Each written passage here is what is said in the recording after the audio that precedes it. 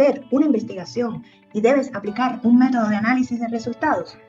¿No sabes utilizar el método cuantitativo, cualitativo, mixto, analítico o sintético? Pues yo, Luisa Romero, licenciada en Cibernética Matemática, y como parte del colectivo de asesoría educacional, te estaré acompañando durante todo el curso para que aprendas el proceso completo. El método cualitativo emplea técnicas diferentes a la encuesta y el experimento.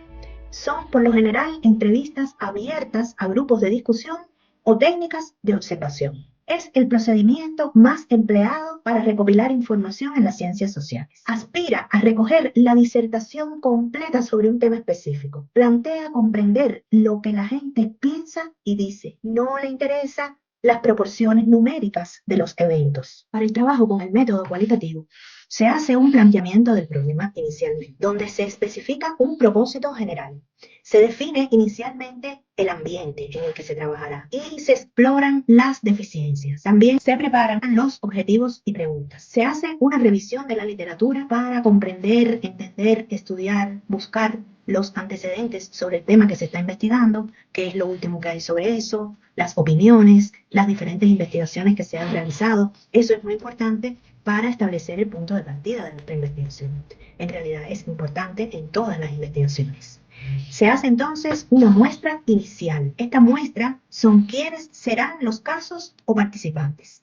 Se preparan los conceptos y variables potenciales a considerar y en qué lugares recolectar los datos. Fíjense que no es igual que el método cuantitativo, donde todo es muy preciso, donde todo tiene que estar bien establecido. Aquí no se parte de una hipótesis, aquí se parte de una idea que es con una muestra potencial, un lugar potencial, no algo definitivo. Luego se ingresa al campo, o sea, al lugar donde se definió que se iba a estudiar la muestra. Y aquí se explora el contexto y se consideran la vivencia y la accesibilidad del lugar. Este tipo de método es un proceso inductivo, interpretativo e iterativo. Los resultados que se obtienen es una descripción del ambiente. Las hipótesis se van generando durante el desarrollo del proceso. No se prueban estadísticamente. Características del método cualitativo. Las investigaciones cualitativas arrojan datos de tipo descriptivo. No plantean una hipótesis a priori. Se estudia a pocas personas, pero la cantidad de información obtenida es muy grande. Se trabaja principalmente con palabras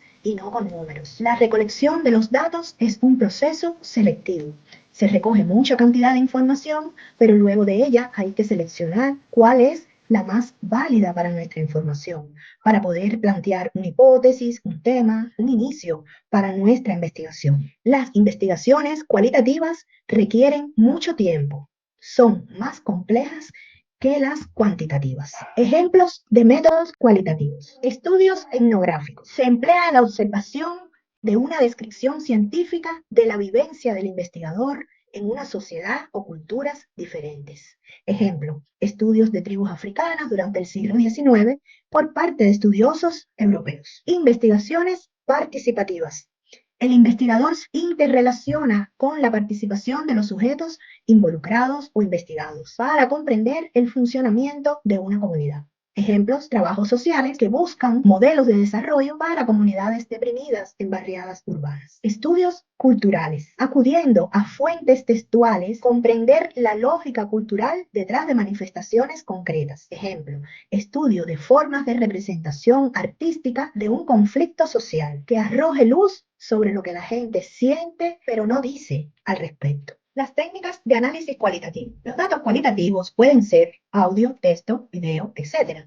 Es decir, se toman de periódicos, revistas, mensajes de correo, películas, historias de vida.